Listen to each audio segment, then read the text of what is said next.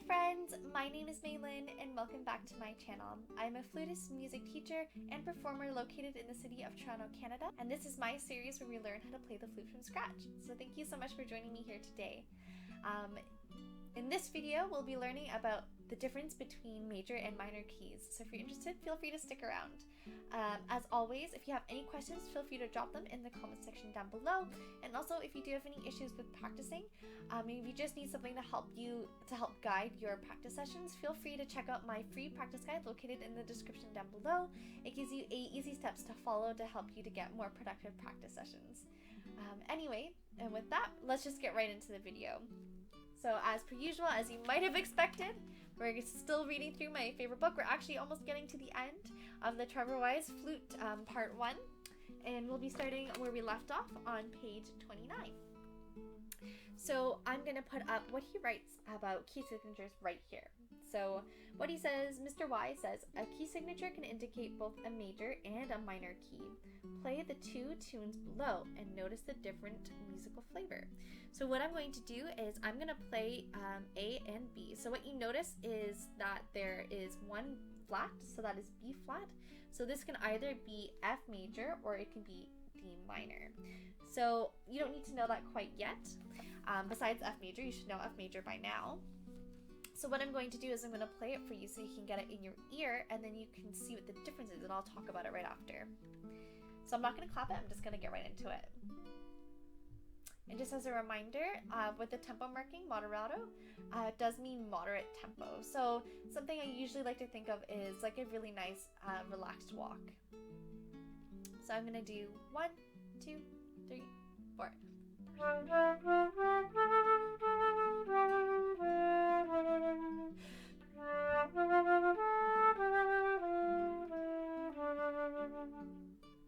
So that's A, and now I'm going to play B.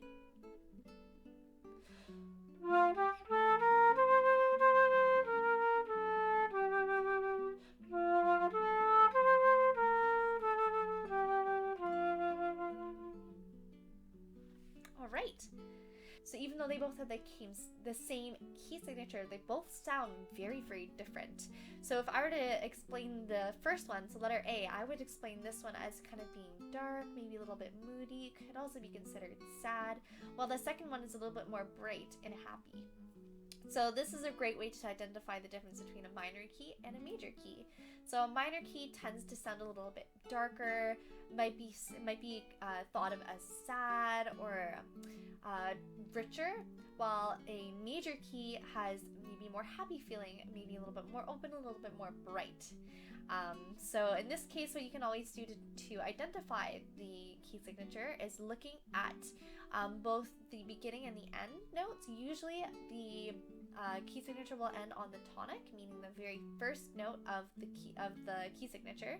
So if you take a look at the exercise B, we see that it starts and it ends on F. So that's a great indication. And the same happens with A with D minor. In a way, if you're not sure, if you're looking at a key signature, if you're not sure if it's major or minor, if you're not able to listen to it, what you can do is you can find the major key's relative minor.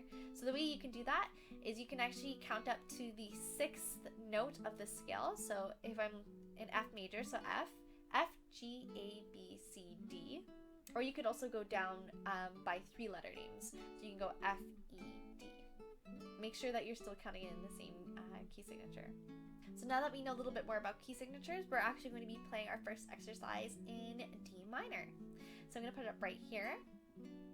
So this one is 2 lines. It is in 4/4. We have lots of 8th notes in here. And we're going to be seeing these exercises repeated a little bit more throughout the book now.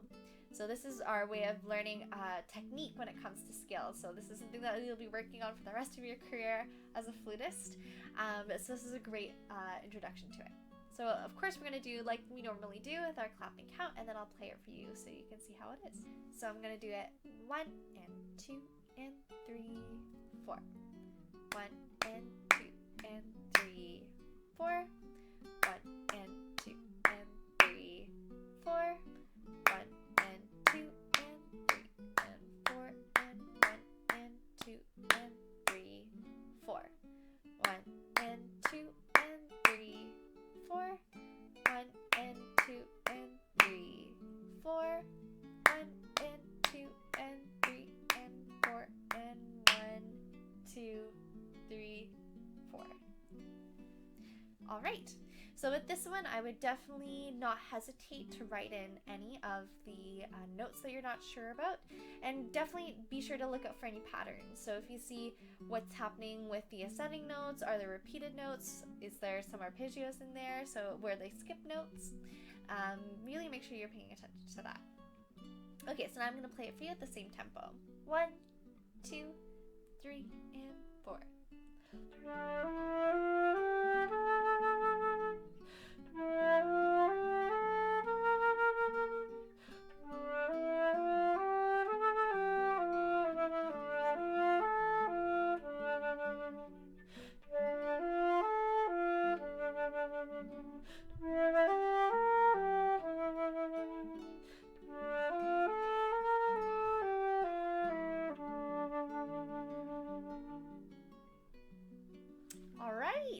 Yeah, so I really like that one. You can really feel the moodiness of the D minor scale. The D minor signature.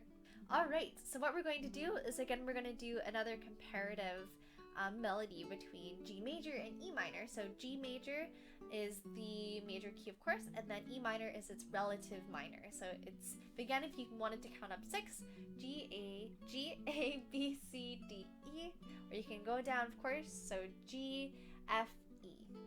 Okay, so we're going to look at exercise C first. I'm going to put it up here. So this one's in G major. Again, we're in 3/4, and don't forget the key signature with G major has 1 sharp, and that's F sharp.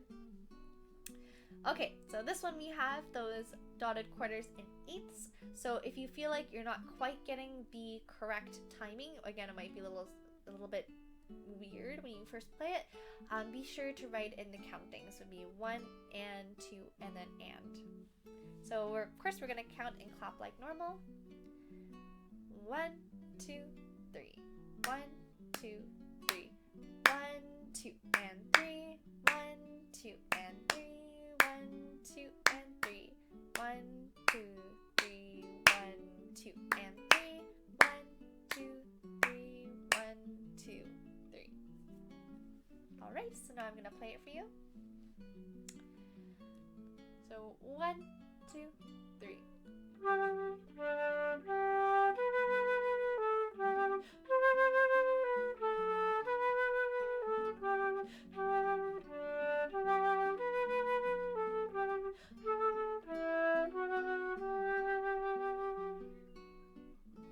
Alright, so what I would do is, of course, feel free to slow that down if you feel like you're not quite getting the placement right. Really take your time with this so you can really make sure that you're counting 1, 2, and 3. Because if you're not counting it, it's very easy for someone who has a trained ear to hear that you're not being able to count that. Alright, and now we're going to do exercise D. So this is one in E minor, putting it up here. So again, we have the exact same rhythm, so I'm not going to count that out again. I'm just going to play it. So again, make sure that you are taking into note the accidentals. So of course, we see the key signature is that F sharp, and then also right at the very end, we have a D sharp. I'm going to take it at the exact same tempo. 1, 2, 3.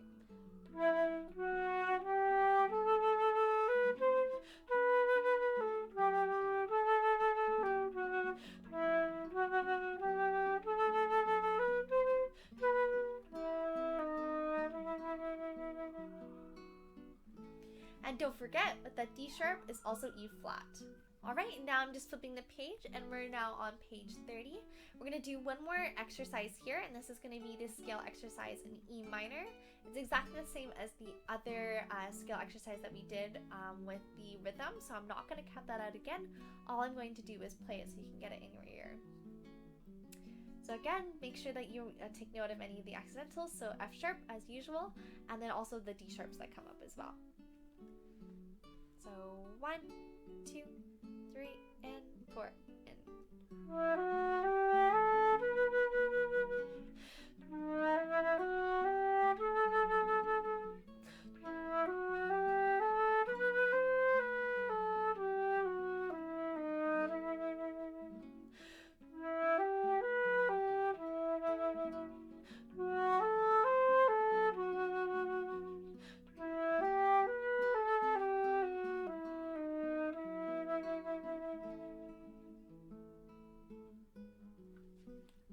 very good.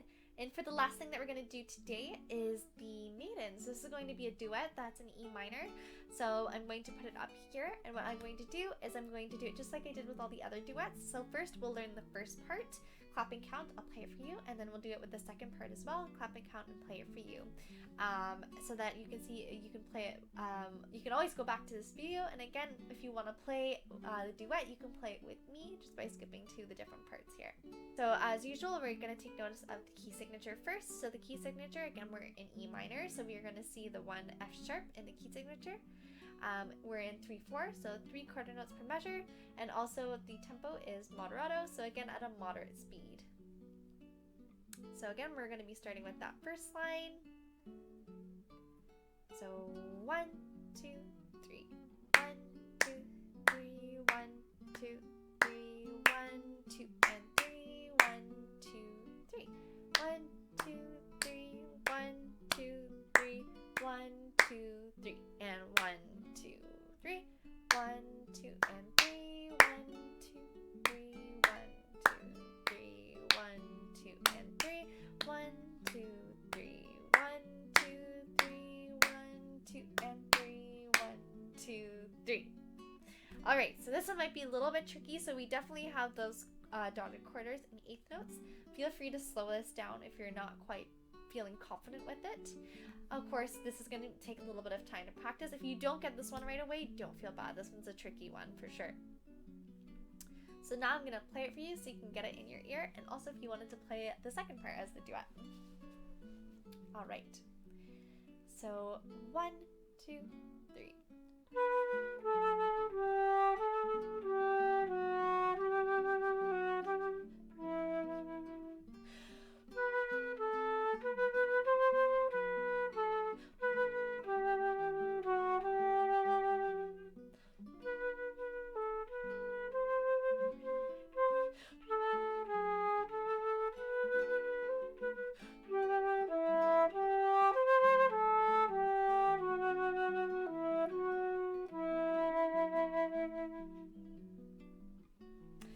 Alright, so I love this one because it has lots of different dynamic markings in there. So we have some crescendos, which is going to be those signs like this. So when it opens up, essentially when the alligator's mouth opens, that is crescendo, so that means you're getting from soft to loud.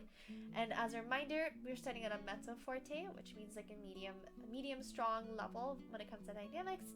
We grow to forte in that second line there, third bar, and then we're going to come right down to piano, which means softly. And then right at the end, we again have another crescendo to forte. And just as a reminder, what ral means, so we can see R-A-L-L with a dot, that is short for rallentando, which just means to slowly or to gradually slow down. So what you did, what I did, if you heard me, was I slowed down just a little bit, 1, 2, 3, and 1, 2, 3, just to kind of settle and really set the first beat of the last bar.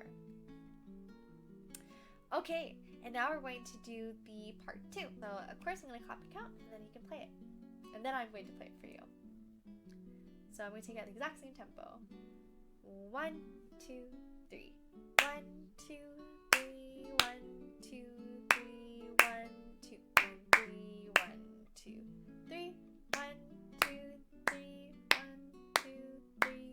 1, 2, 3. 1, 2, 3. 1, 2, 3. 1, 2, 3. 1, 2, 3. 1, 2, 3. 1, 2, 3. 1, 2, 3. 1, 2, 3. 1, 2, 3. All right. So I like this one. Again, we're playing a lot of those low notes. Oh, and don't forget about the articulation. So we do have some staccato notes in there. So staccato means to be short and detached, but not like, it's not like a pinpoint. Again, it's just more detached. You still want to hear the overall sound of the note. So now I'm going to play it for you. 1, 2, 3.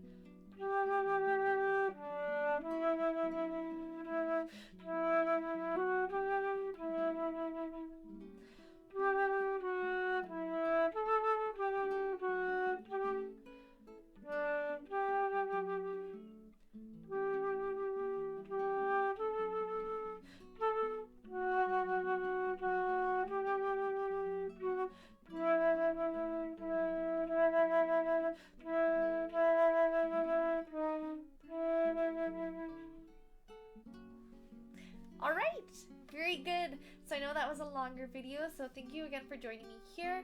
As always, if you do have any questions, feel free to drop them in the comment section down below. And of course, if you do have any problems with practicing, you just want a little bit of help or a little bit of guidance to help you with your practice sessions, feel free to check out my free practice guide located in the description down below, and that should be able to help you out as always. In next week's video, we'll be learning a new note, so that's going to be C sharp, and also a new key signature.